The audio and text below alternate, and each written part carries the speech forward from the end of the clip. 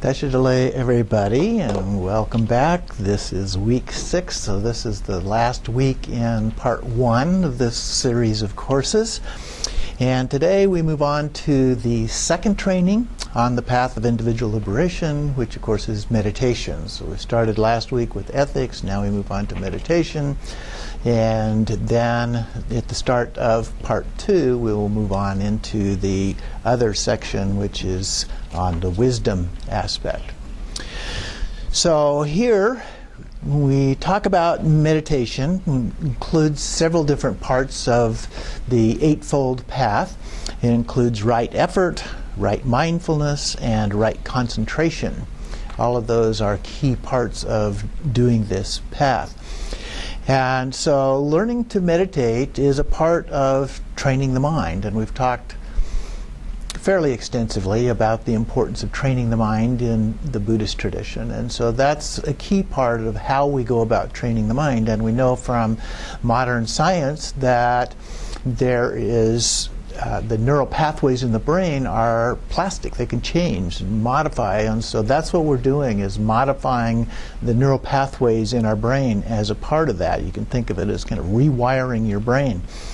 And so that's an important part of what we do. It takes a while, so the reason that you can't just instantly meditate unless you've already got some neural pathways that are very close and appropriate to use for that purpose, then it takes a while to develop those new neural pathways in the brain in order to facilitate the process. So patience and persistence, two of my favorite words when it comes to meditation. And it's a little bit like learning to play a musical instrument. You just have to practice. You can't just automatically do that without some practice. And it takes often hours and hours. Even the great masters spent hours and hours practicing. So don't expect to do it overnight. The Buddha took 6 years and then some additional time sitting under the Bodhi tree before he was able to accomplish that. The great Mahasiddhas are said to, in almost every case, took 12 years. But that was after their monastic training in most cases. So many, many years often to be able to accomplish this. But one thing about this particular approach, the Vajrayana, compared to some of the other Buddhist traditions, is that it is said that we can attain enlightenment in one lifetime, whereas they talk about taking eons of lifetimes in order to achieve enlightenment. So the faster path, if you will, as a part of that. And there are some psychological reasons for that, which we will get into when we get to some of the more advanced teachings. So I began here by talking about motivation. We talked about the intention a little bit before and the importance of intention, and so that's what we're talking about here. In the book I asked the question, why? Why do you want to do this at all? And I think that's important to understand what your motivation is for doing this practice, what you want to accomplish, because that will help guide you in terms of the way you approach it and the particular practices that you elect to participate in and so forth. So knowing what your goal is helpful, and we also know from research related to goals that goals can be very helpful in accomplishing things that we want, as opposed to just kind of a slipshod approach to things. We always accomplish more from having a goal. Doesn't mean we always accomplish our goal, but we do always accomplish more by having goals. And then focusing on that goal. So meditation can be very beneficial in a lot of different ways, and so depending on what your motivation is, it can help you along with a part of that. But the key is knowing what your motivation is in terms of what you want to accomplish as a result of that. Is it just some kind of rest? Is it some kind of stress reduction? Is it enlightenment? What is the goal that you are trying to achieve? And that's important as a part of that. The Dzogchen Panla Rinpoche says we must keep our goal of liberation in mind. Of course, he's assuming that is the goal there, but liberation, enlightenment, pretty much considered to be the same thing. The word enlightenment actually comes from Europe and the period of enlightenment there, so it's a little bit of a misconstruction of what it is we're really talking about. Liberation actually is a little better word. So he says we must keep our goal of liberation in mind, or else our efforts might become half-hearted, and if they are, they won't work. And so that's the idea of having a goal and keeping that focus as a part of that. Now I'm going to jump ahead in this version of the book a little bit to page 66, Training the Mind.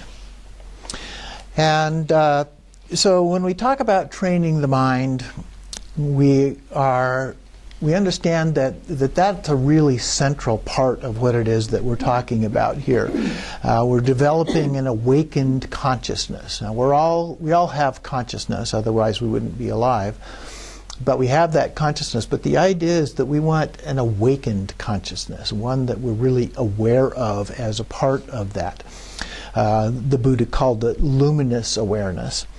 So then we carry that forward into the rest of our day. It's not about becoming great meditators, not about sitting on the cushion and being really good at sitting on the cushion, but how we apply what we learn from doing that in the rest of our lives.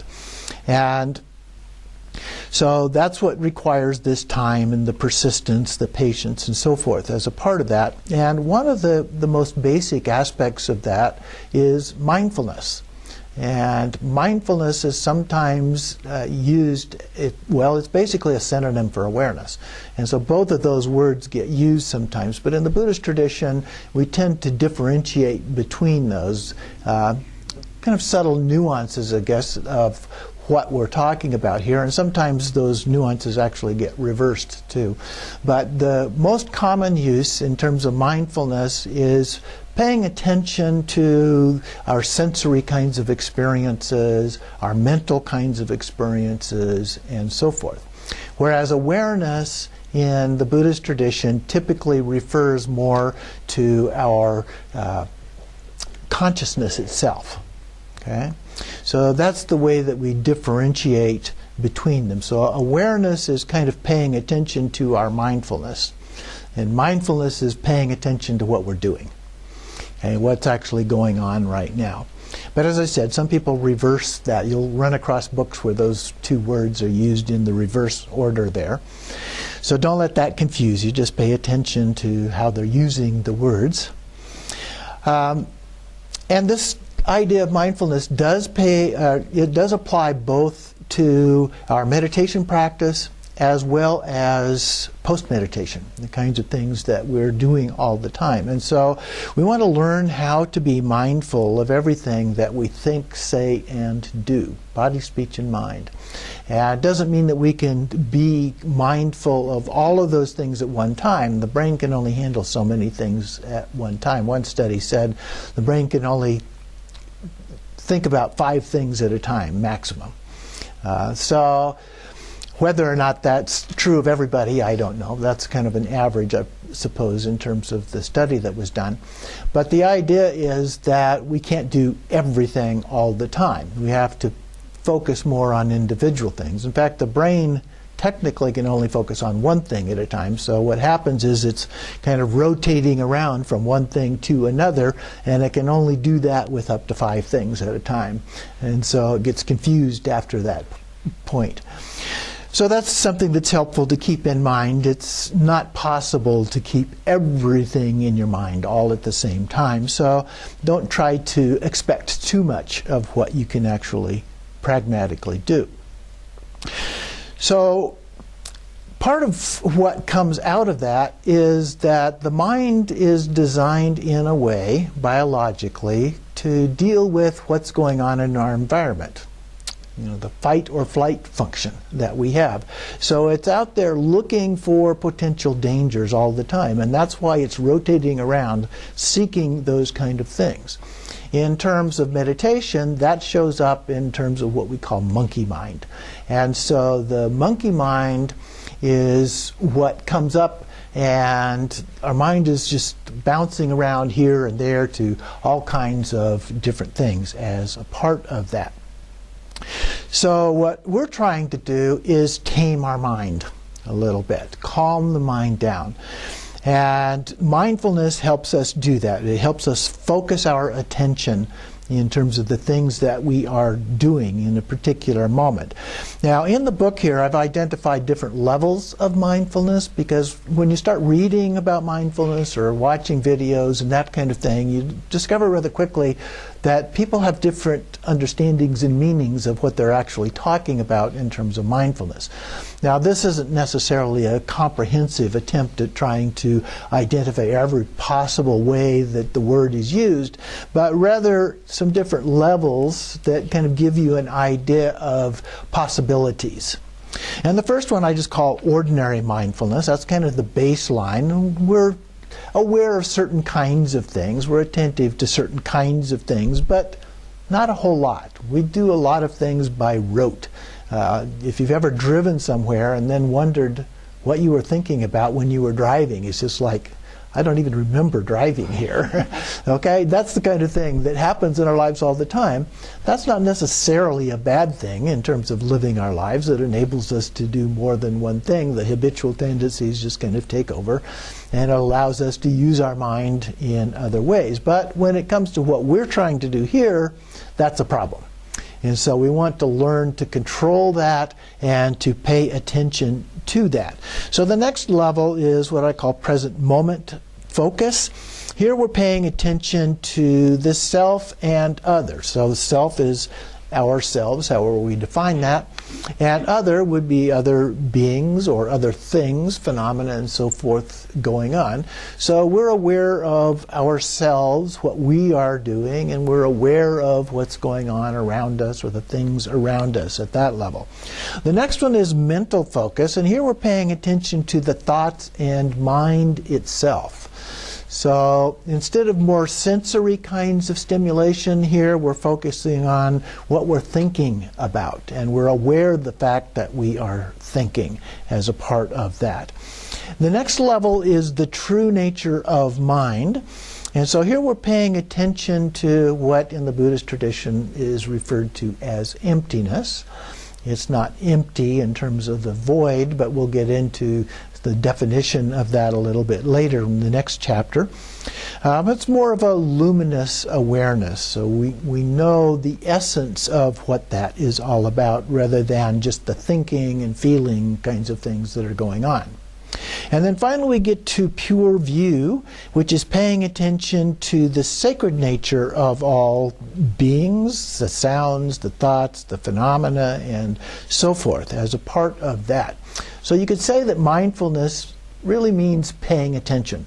That's what we're trying to do as a part of this.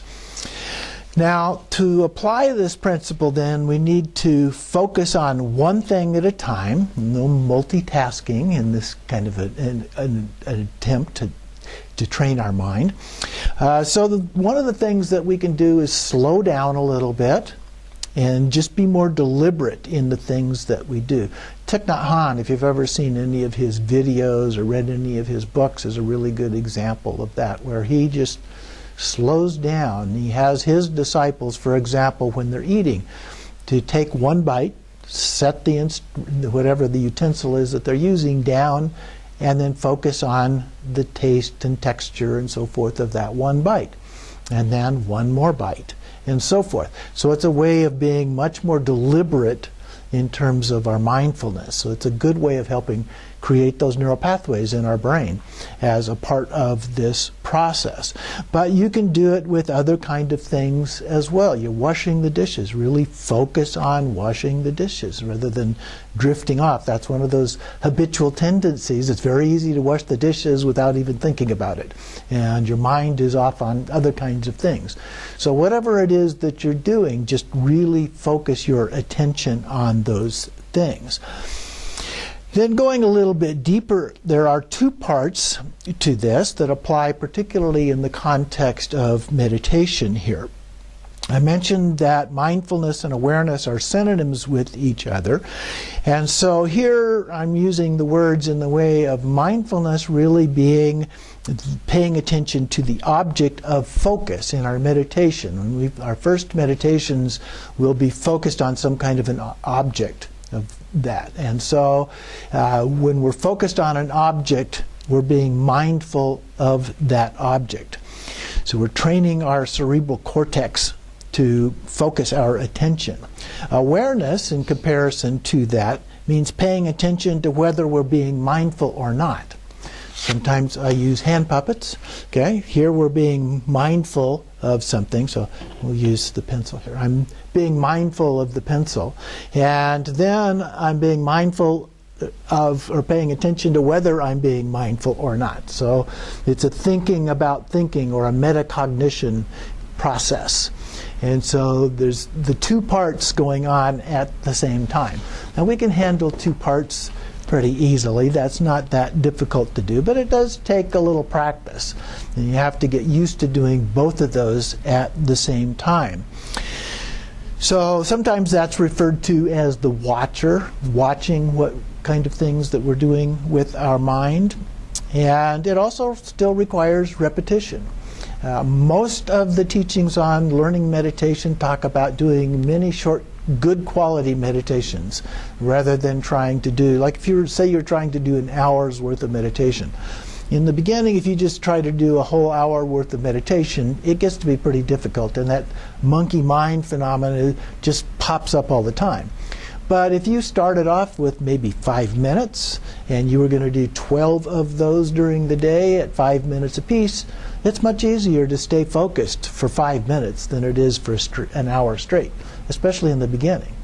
And you get really good at doing those 5-minute intervals, and then you begin to let it stretch out a little bit, which actually usually happens naturally. You don't even have to intentionally do it unless you've got a timer going off at 5 minutes or something to interrupt your thought. And so you let it gradually grow by itself, getting longer, and so then you can do fewer of those if your goal is an hour as a part of that. And that's the way that we gradually train our mind as a part of that. And over time, we begin, as a part of this process, to develop a sense of a deep inner peace. Our mind settles down, and it's much more calm, abiding. In fact, this practice is known as shamata, which means calm abiding, or single-pointed concentration. And I put them together as single-pointed calm abiding. So we get the two kinds of things going on simultaneously. Now, one of the things that we know about this, that it will develop more quickly if we have a fixed time and a fixed place for doing this every day. Now, that doesn't mean you have to be really rigid about that.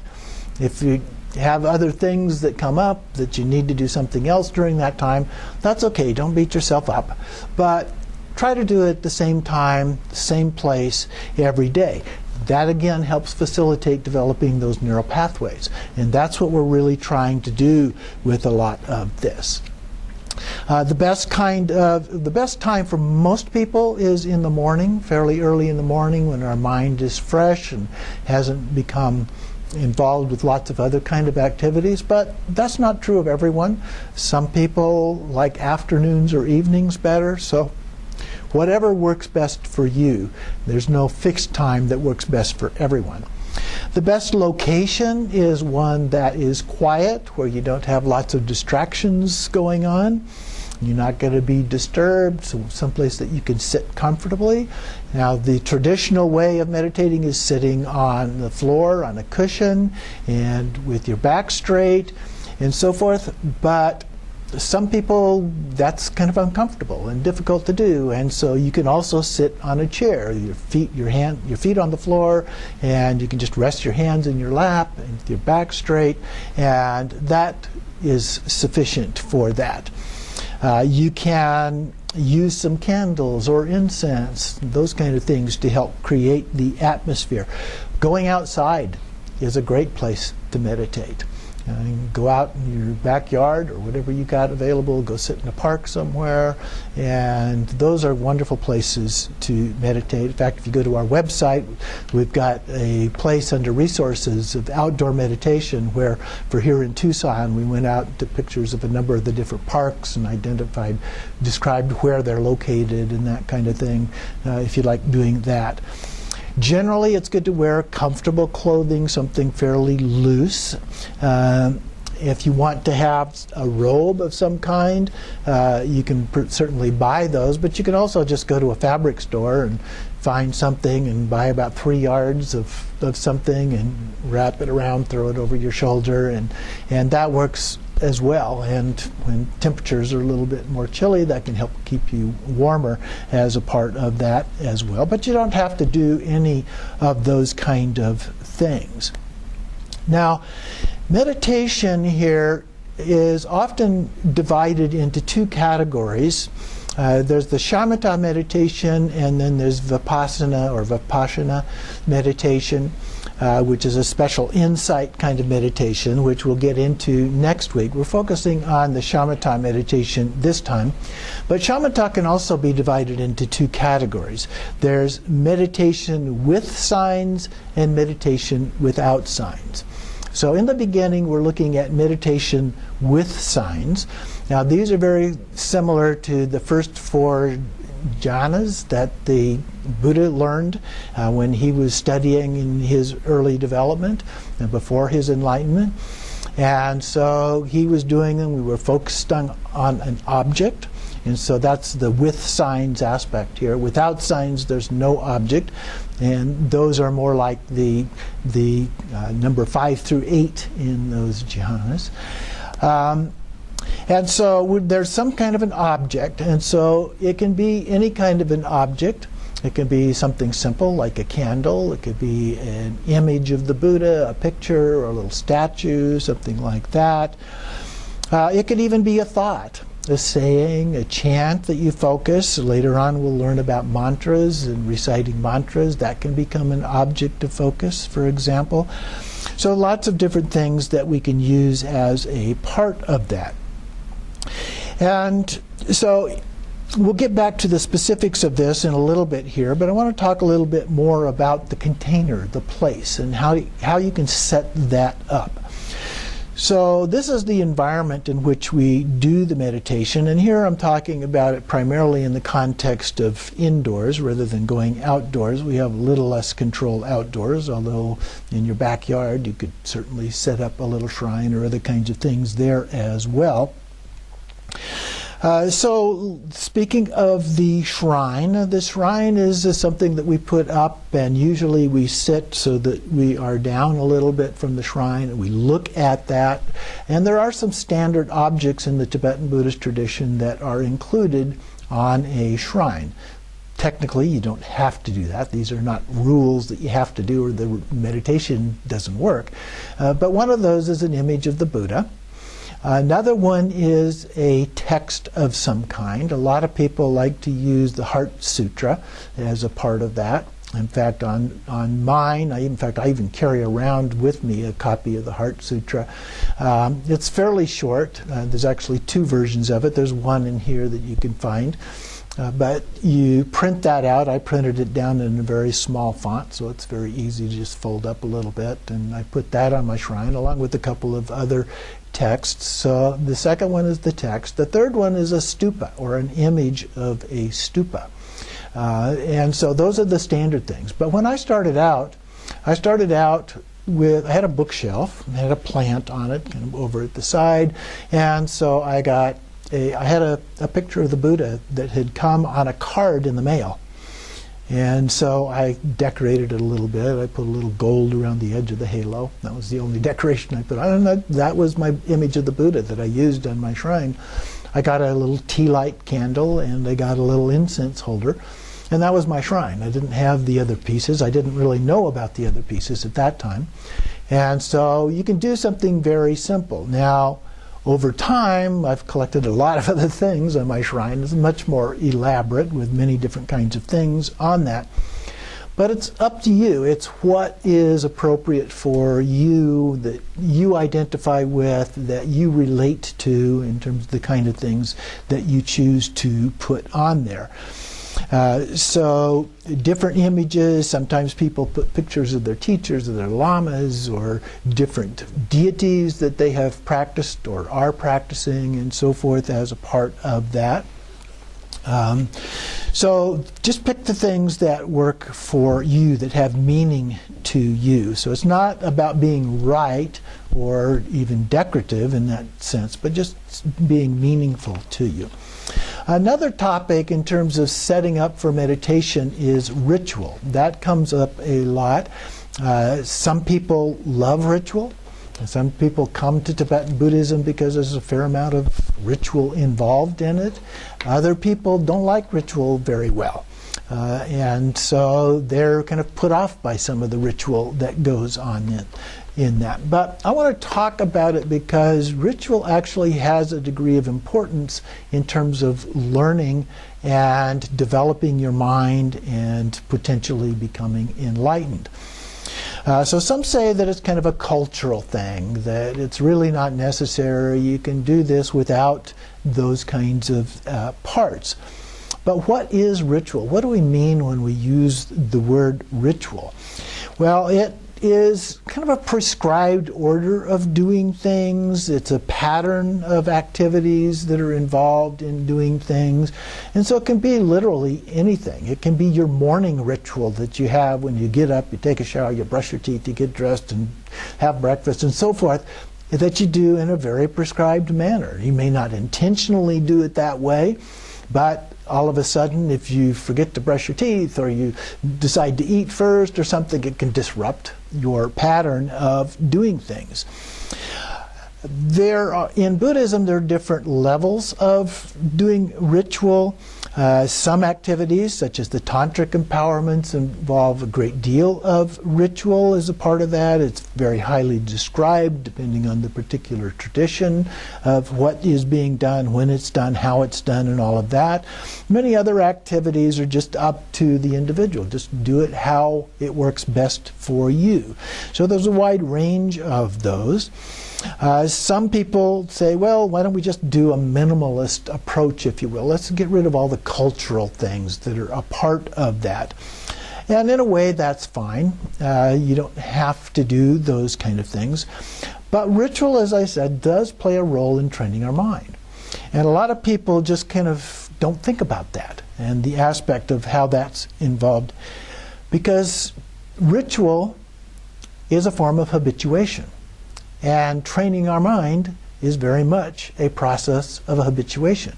So we're creating neural pathways that help reinforce the process of training the mind as a part of that, making those connections. So you want to avoid just mindlessly following a particular pattern of doing things. That's really not helpful. But if the ritual has some meaning and you pay attention to that meaning, that can have some significant impact on what you are doing. So we want to think about that and be sure that we're paying attention to what that is. You'll notice that when you go to different Dharma events and a Lama is giving an empowerment, more people show up for those than they do for other kinds of teachings. And so it attracts people, and those are largely the people that are attracted to the ritual, not exclusively. I mean, some people come to intentionally get an empowerment to do a specific practice that they want to do, or they want to do the practice and need the empowerment in order to do it, those kind of things. And that's certainly one reason that more people come to some of those. A lot of people prefer practicing just on their own, and they get the initial empowerment, the initial teachings on that, and then they feel that they've got enough, and they may have some other Lama that provides guidance for them as well, and that's fine.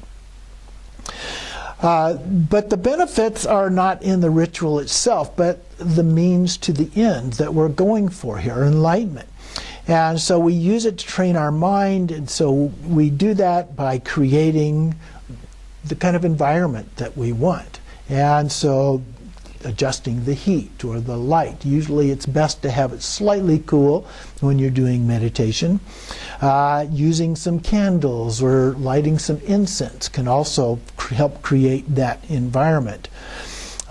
Doing kind of a ritual in terms of the prayers. We, in our practices here, open with the refuge prayer and some other kinds of prayers we do in our meditation hour. We do what's called the Nundro, the preliminary practices, and we have a little booklet that we use for those prayers and reciting those prayers. That's also ritual. But if you just meaninglessly recite those things, that doesn't help. You have to pay attention to what it is. Now, you don't have to stop and think deeply about each one of those things. I mean, that's a good practice, but you don't have to do that every time. Once you really get to understand them, then you no longer need to do that. You just understand those things as you do the recitation and work through it. But if you don't like ritual, it's not absolutely necessary. But you are discarding a very powerful aspect of the practice when you do that thing to help you train your mind. So just keep that in mind as you go through these processes. So now in this book, we're going back to page 64, where I began talking more detail about the actual meditation. So I mentioned the two generic categories of shamata and vipassana meditation. The first one that we're going to talk about here relates to body, speech, and mind. Stillness of body, speech, and mind. So the primary purpose here is to train the mind to focus our attention and just rest in that awareness. Okay, so it's a very simple form of meditation, and you may have done this before, or you may have done other, certainly more advanced forms of meditation than this. But it's still a good idea to go back and do this periodically. Resets that basis foundation for doing other forms of meditation.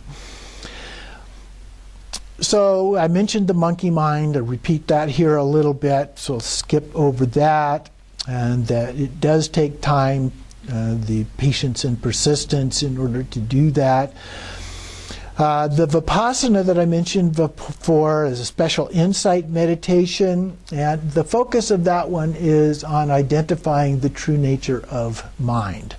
So we'll come back to that a little bit later on, but you need to be aware of that. That's transcendent wisdom is the term that's often used to describe that. There's a number of terms that are used for it, but that's one of the key terms for describing that. And in the beginning, it's an analytical meditation. So unlike shamatha, where we're just resting the mind and trying to calm it down, in vipassana, at least the way that it's done in our tradition, in the Theravada tradition, it's often done in a slightly different way than this. It's an analytical or a contemplative kind of a practice where you go through and there are specific questions that you think about and you work your way through those to help guide us to identifying the true nature of mind. And so we'll look at a little bit of that later on, beginning next week. And so eventually that becomes supplanted with a non-conceptual approach. So I mentioned meditation, shamatha, with signs, without signs. Well, the same is true with vipassana. We have it with signs and without signs as a part of that as well as we gain confidence in doing this practice. So these all help us build a foundation. And we need a solid foundation before we get into these other things, because it's like building a house. If we don't have a good foundation, we can't really build the walls and put the roof on the house and those kind of things. And so these are the core practices here. And so they facilitate training our mind so that literally everything becomes meditation. So at the highest levels, that's where we get, where everything is meditation, or in some places they even describe it as beyond meditation. So there is no meditation. And really, though, they're talking about the same kind of thing, just two ways of looking at the same kind of process. But the idea, again, is that we want everything in our experience to be part of our meditation. It's not just when we're sitting on the cushion. That's practice. The practice is for everything else that we do. And so we apply that. The cultural and ritual elements of that help facilitate that, as we've mentioned. And another thing that is helpful here too is as we go through and we are engaged, there are 52 different practices in this book. That's a lot. That's only a small part of what's actually available. But some of those you'll identify with and you like them. Other things you don't care for as much. And that's okay. But what I do encourage you to do, and what the Buddha encouraged his followers to do, was to try them out. Test them. Make sure that you give them a try, because you may think, I don't like this, I don't want to do this, without ever trying it. And if you do try it, it's good to try it for, say, a month. Daily practice for a month to see if it is something that you like. Now, the way that we're going to be doing things here in the class is kind of rushing through things a little bit. So you may not practice these things for a full month, but it will give you some background, and if you've got time beyond what we're working on in a particular week, you can look at or repeat other kinds of things as well to help facilitate that process. And sometimes you may find that things that you thought you didn't like, you actually do like really well after you've done some practice with them. Or you may find that they're really helpful to you as well. So a lot of times students think that meditation is what it's all about. That's what Buddhism is all about, is meditation. But it also is applied to lots of other things in our lives. And so there are other things that people come to Buddhism. They heard about the meditation, that it's helpful, and so they look to come to learn to meditate because of how it can help in other ways. And that's okay. You can come, and if it's helpful in your life in some way other than being a Buddhist per se, that's fine as well. It can help with well-being. There's lots of research on meditation. It shows countless numbers of benefits that it has. It can also be used in our spiritual development. It can be used for health reasons and so forth. And not a lot of people actually come to become enlightened, at least not in the beginning. Sometimes when they start digging into it, then they realize this might be a good idea. It could be very helpful in my life and help other people with their lives and so forth. And so they begin to grow and realize the benefits associated with that. But meditation is really just a small part of what Buddhism is all about. That's why we call it practice. So for now, we're going to focus on meditation, and so we're going to go to page 70 and look at the actual shamata practice here. And this is really the most basic form of meditation that's taught in all kinds of ways, both religious and secular. It's taught in pretty much this way in lots of other religious traditions as well, particularly the mystical arms of those other traditions. And for some people that may just be all that you need. You know, it meets your needs and that's all you need. But it is very critical that is that foundation. It leads to all of these other aspects as well. Now, Padmasambhava, who is the source of most of the teachings in this book, taught this in several stages. And the first one is this stillness of body, speech, and mind. Then we look at an object, a fixed object. And then we look at an imagined object called a bindu. And then a hollow body with a bindu. And then we'll look at deities. And then we'll go to the stage of having no object at all. So it's a very gradual developmental process based on shamatha, first with signs and later without signs, that we go through as a part of this. And that is the main part of this as it relates to the much of the meditation. But it's not the only one. We will also be going through stages of development with vipassana meditation as well. Now, the most common way that this is taught is to focus initially on the breath. But Padmasambhava does not actually teach that particular form. I gave you a list of things that he teaches, and the breath was not one of the objects of focus, although that's often what is used. And the breath certainly can be used. There's no reason not to use the breath, but it's just not one of the things that he taught here. So the main thing that we're doing as we go through these stages is that we're making it a little bit more complex. And so when you're trying to train your mind to do something, you start off with basics. When you go to learn to play the piano, you learn real basics, and you learn to play certain keys, you learn to play scales, then you learn to play some very simple melodies, and then chords and so forth. And so this is very much like that. We start off with very simple basics, and then we gradually move up to more and more complex kinds of objects of focus, if you will, and then we transcend even those. Pema Chodron, who is a master teacher, offers this advice: don't worry about perfection, just be there each moment as best you can. That's the mindfulness part. When you realize you've wandered off again, simply very lightly acknowledge that. This light touch is the golden key to reuniting with our openness. So we just refocus our attention. Now, some people, and she kind of touches on this in that statement, if you wander off, simply lightly acknowledge that. Some people say, well, you wander off and some thought came to your mind that you acknowledge that mentally. Oh, I was thinking about da-da-da-da-da, and then try to let it go and go back. What I have found is that it's not a good idea to acknowledge that. It's a much better idea to just refocus. Okay? Otherwise, it's like trying not to think about pink elephants. Yeah, Okay. In Theravada, they typically, that's one of the standard practices. It's called labeling. Right. Yeah, where you just, thinking.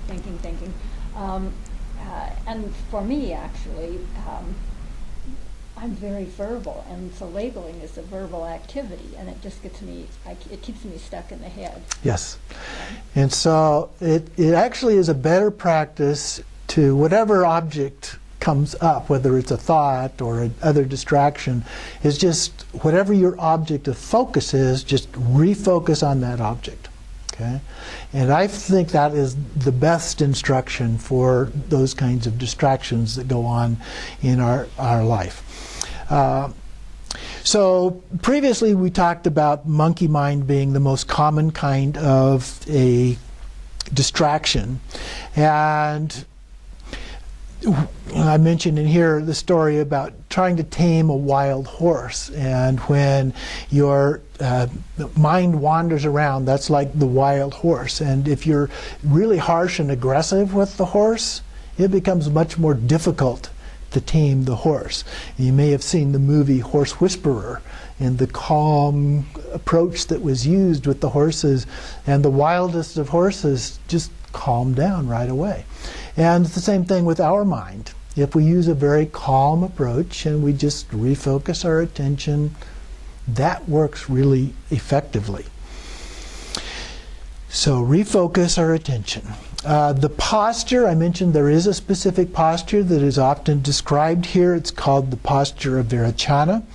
The first part is the back is straight. This opens up our inner channels and so forth. And so having the back straight is probably the most important part of the posture. So even if you're not able to do all of the other parts of this posture, that one is the one that you should be doing.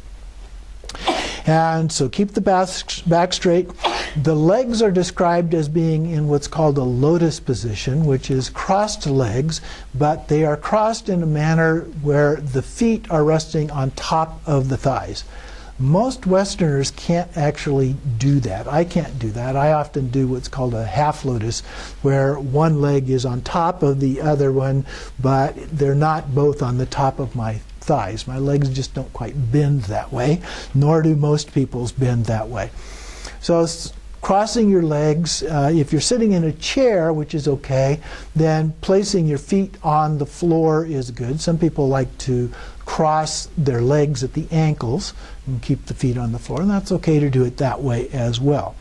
The hands are then in the mudra of meditative equipoise, and that's where the left hand, palm up, right hand on top of that, and then the thumbs are brought around. It's like you're holding a large egg or something. And the tips of the thumbs are placed together. And you just rest that in your lap or just above the lap. It's often described as being at the navel chakra, which is right below the navel in the belly button. So just down in that area. A lot of people just rest it in the lap. It's a little less stressful than trying to hold it up a little bit from that. Then there's two ways beyond that. One of them says that the abdomen is pressed back, that you actually kind of suck your abdomen in as a part of that. Or some sources say you bring your shoulders back. That actually helps keep the back straight as a part of that. And then the neck is slightly bent forward, and that is the head is tilted a little bit forward. And then the tongue is touching the palate. Now, I don't know if I have a small mouth or a large tongue, but my tongue's always touching the palate when I'm just resting there, so that's not a problem. Some other people apparently have to put a little bit of effort into doing that. But you can just rest them if they're touching the back of the teeth, the inside of the teeth. Often that's enough that you will actually be touching the palate as well. And then the eyes are open. Now, a lot of people teach meditating with the eyes closed, and that's actually okay as well. But there are several reasons that we teach doing the meditation with the eyes open. And they're listed down here at the bottom of the page.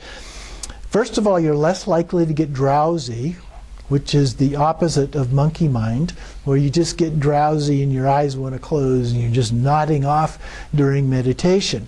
And if your eyes are open, you're less likely to do that. Doesn't mean you won't, but you're less likely to. You're less likely to get distracted by dreamlike images that come up a lot of times when you are meditating with your eyes closed. It also makes for a better transition from sitting on the cushion to post-meditation, because we do most of our post-meditation with our eyes open.